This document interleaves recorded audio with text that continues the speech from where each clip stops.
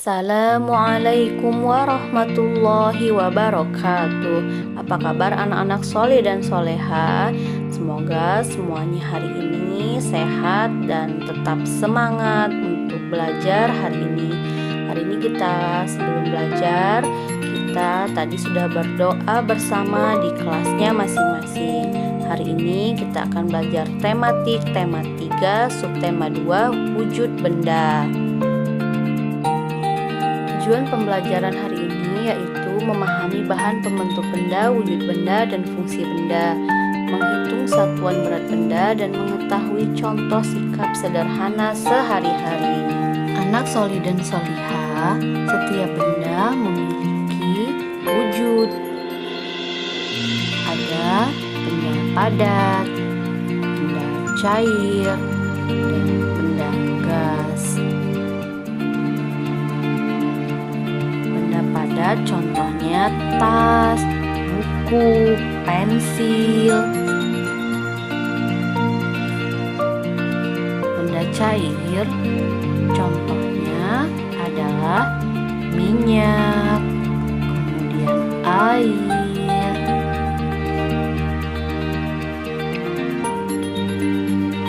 Sedangkan benda gas wujudnya gas contohnya adalah udara, balon. Sekarang kita lakukan percobaan untuk mengetahui sifat benda padat. Kita siapkan alatnya, ada ember, gelas, kantong plastik. Langkah percobaan, masukkan benda yang kamu kumpulkan ke dalam ember, kemudian ke dalam gelas, dan terakhir ke dalam kantong plastik. Kemudian catat hasil percobaanmu ke dalam tabel di bawah ini. Lihat contoh nomor 1 ya. Jadi bendanya dipindahkan ya, tadinya dari gelas, kemudian tadinya dari ember, kemudian ke gelas, kemudian ke dalam kantong plastik. Lalu catat hasilnya seperti contoh. Misal nama bendanya pensil, bentuknya berubah sesuai tempat. Nah, jika bentuknya berubah, beri tanda checklist. Jika bentuknya tidak berubah, maka disilang. Kemudian yang kedua, bentuknya tetap. Bentuknya tetap walaupun tempatnya berubah. Jika benar, kita beri tanda checklist. Jika bentuknya tetap walaupun tempatnya berubah. Kemudian dapat digenggam. Jika dapat digenggam, kita beri tanda checklist. Dan jika tidak dapat digenggam, kita beri tanda silang. Baik anak-anak solih dan solihah, setelah melakukan percobaan kita dapat menyimpulkan sifat benda padat, yaitu benda padat mempunyai sifat dapat digenggam dan bentuknya tetap walaupun tempatnya berubah. Anak solih dan solihah, sekarang kita akan melihat benda cair lebih dekat. Seperti benda padat, benda cair banyak juga kita temukan di sekitar kita. Sekitar 70% permukaan bumi tertutup oleh air laut. Tubuh manusia hampir 2/3 bagian merupakan cairan. Air adalah benda cair yang sering ditemui. Sebutkan benda lainnya yang termasuk benda cair. Coba apa saja benda yang termasuk benda cair? Pernahkah kalian melihat air dalam gelas tumpah? Bagaimanakah bentuk air? Apakah bentuk air yang tumpah sama dengan air di dalam gelas? Coba lakukan kegiatan berikut untuk mengetahui sifat benda cair. Siapkan air dan minyak goreng, kemudian ember, gelas, kantong plastik. Langkah percobaannya, masukkan air ke dalam ember, kemudian ke dalam gelas, dan terakhir ke dalam kantong plastik. Lakukan hal yang sama dengan minyak goreng. Lalu catat hasil pengamatanmu ke dalam tabel di bawah ini. Misalkan ada nama benda, misalkan bendanya minyak goreng. Bentuknya berubah sesuai wadah. Jika berubah, maka kita beri tanda checklist. Ternyata bentuknya berubah sesuai wadah. Ketika dipindahkan dari ember ke gelas, dia berubah. Bentuknya tetap walaupun wadahnya berubah. Ternyata tidak ya, karena bentuknya berubah. Kemudian dapat digenggam, tidak dapat digenggam, berarti kita beri tanda silang. tidak dapat digenggam.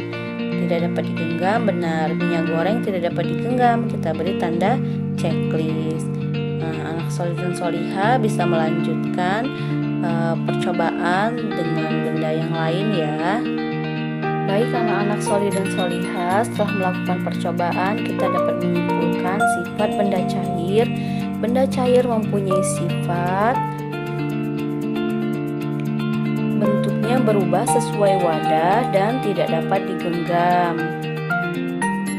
Anak solih dan solihah, kita akan mengenal benda gas lebih dekat. Ingatkah kalian wujud benda selain padat dan cair ada juga benda berwujud gas? Benda gas ada di mana-mana. Contohnya udara yang kita hirup. Setiap hari kita menghirup udara. Jadi udara adalah benda gas ya. Udara termasuk benda gas. Dapatkah kamu melihat bentuk udara? Bentuk udara tidak dapat dilihat. Udara hanya dapat dirasakan.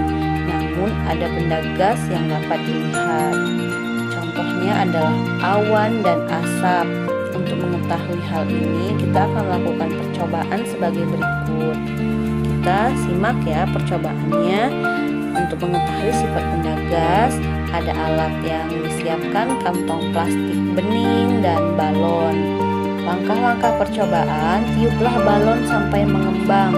Ikatlah mulut balon dengan karet. Kemudian yang kedua, tiuplah kantong plastik sampai mengembang. Ikatlah mulut plastik dengan karet. Amatilah bentuk balon dan kantong plastik tersebut. Bagaimanakah bentuk balon dan kantong plastik tersebut? Nah, kalian amati nanti bentuk balon dan kantong plastik.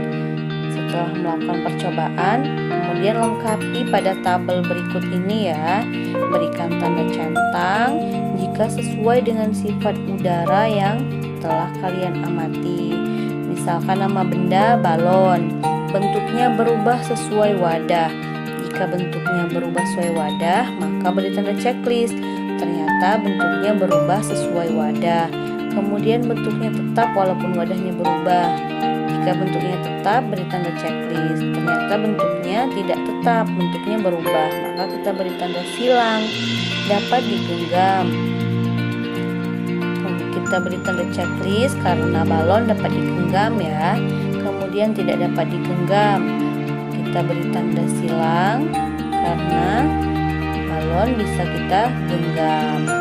Nah, anak-anak solih dan solihah, setelah melakukan percobaan kita dapat menyimpulkan bahwa sifat benda gas adalah berubah sesuai wadahnya dan bisa digenggam. Berikut ada percobaan yang kedua. Kita siapkan benang secukupnya, balon 2 buah dan sebatang lidi atau kayu tipis. Kemudian kita akan melakukan percobaan dengan langkah-langkah sebagai berikut. Tiupkan udara ke dalam 2 buah balon.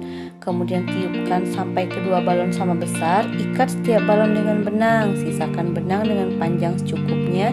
Pada setiap ujung lidi atau kayu, gantungkan 1 buah balon yang telah berisi udara. Usahakan posisi lidi atau kayu tetap mendatar. Langkah yang kelima yaitu perlahan-lahan tusuklah sebuah balon yang berisi udara. Perhatikan udara yang keluar dari tempat yang ditusuk. Letakkan tanganmu di dekat tempat keluarnya udara. Apakah yang terjadi? 2 buah balon digantungkan pada kedua ujung kayu.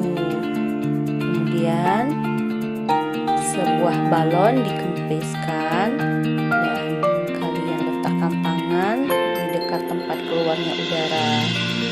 Anak solih dan solihah, setelah tadi kita lihat percobaan yang dilakukan, percobaan yang kedua membuktikan bahwa benda gas mempunyai massa. Semakin besar massa benda, semakin besar pula beratnya. Apakah kalian tahu alat untuk menimbang berat? Alat-alat yang biasa digunakan untuk menimbang berat ada timbangan beras, timbangan badan, kemudian ada timbangan kue, juga ada timbangan gantung yang biasa dipakai untuk menimbang bayi ya, ada timbangan warung dan ada neraca. Pernahkah kalian melihat alat-alat tersebut? Coba kita lihat kegunaan alat-alat tersebut ya. Coba perhatikan satuan yang digunakan dalam timbangan berikut.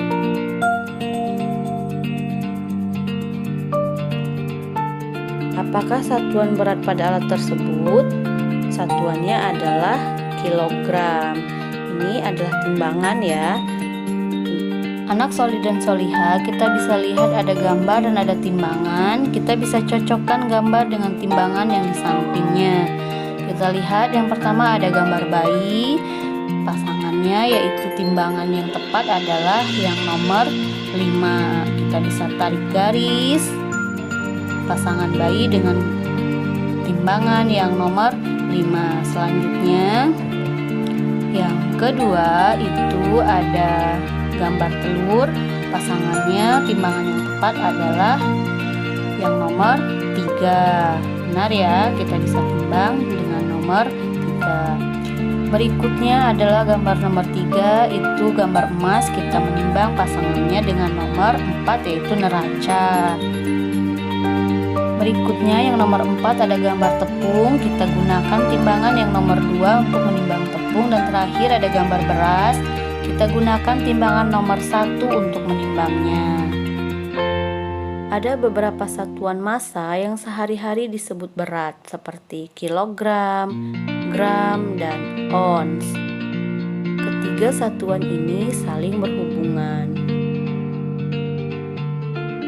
Coba perhatikan gambar berikut ini. Apakah benda tersebut menunjukkan berat benda yang sama? Gambar yang pertama menunjukkan bahwa 1 kilogram gula sama dengan 10 ons. Kemudian kita lihat gambar yang kedua menunjukkan bahwa 1 kilogram beras sama dengan 1000 gram. Dan gambar yang ketiga kita lihat menunjukkan bahwa 1 ons tepung sama dengan 100 gram. Anak solid dan soliha, pada hari Minggu Edo dibonceng ayah ke rumah nenek. Edo dibonceng ayah dengan menggunakan motor. Nah, anak solid dan soliha, kita lihat denah rumah Edo dan rumah nenek jaraknya 5 km 300 meter. Kemudian rumah Edo dengan kebun binatang kita lihat jaraknya adalah 1523 meter. Satuan kilometer, dan meter disingkat M adalah satuan untuk menyatakan jarak. 1 kilometer sama dengan berapa meter ya? Ya, 1 kilometer sama dengan 1000 meter. Anak solid dan soliha, kita lihat jarak rumah Edo ke rumah nenek 5 km 300 meter. Berapa jarak rumah Edo ke rumah nenek dalam satuan meter? Kita akan menyelesaikannya. 5 km ditambah 300 meter. Kita rubah dulu 5 km menjadi meter, berarti 5000 meter. Dan kita tambahkan dengan 300 meter. Jadi 5 km ditambah 300 meter adalah sama dengan 5000 meter ditambah 300 meter sama dengan 5300 meter. Jadi jarak rumah Edo ke rumah nenek adalah 5300 meter. Jarak yang harus ditempuh Edo dari rumah ke kebun binatang 1523 meter. Berapa jarak rumah Edo ke kebun binatang dalam satuan kilometer dan meter? Jumlahkan 1523 meter sama dengan 1000 ditambah 523 meter. 1 kilometer ditambah 523 meter. Anak solid dan soliha, coba perhatikan gambar berikut ini. Ada gambar rumah Siti, rumah Udin, dan jarak ke sekolah, ke pasar, kantor pos, dan ke rumah sakit. Coba anak solid dan soliha hitung jarak tersebut ya. Kemudian bisa mengerjakan latihan di buku tematik. Contohnya nomor 1, rumah Siti ke sekolah jaraknya adalah 5 km 100 meter sama dengan 5.100 meter. Dan bisa dilanjut ya untuk soal nomor 2, 3, 4, dan nomor 5 bisa dikerjakan di buku tematik. Anak-anak Solih bisa mencoba mengerjakannya di halaman 35. Lani sering membantu ayahnya menjaga toko. Lani membantu ayah menimbang bahan-bahan makanan. Orang tua Lani cukup berada, namun Lani anak yang sederhana. Hidup sederhana adalah hidup yang sesuai dengan kebutuhan. Hidup yang tidak berlebihan dalam menggunakan harta yang dimiliki.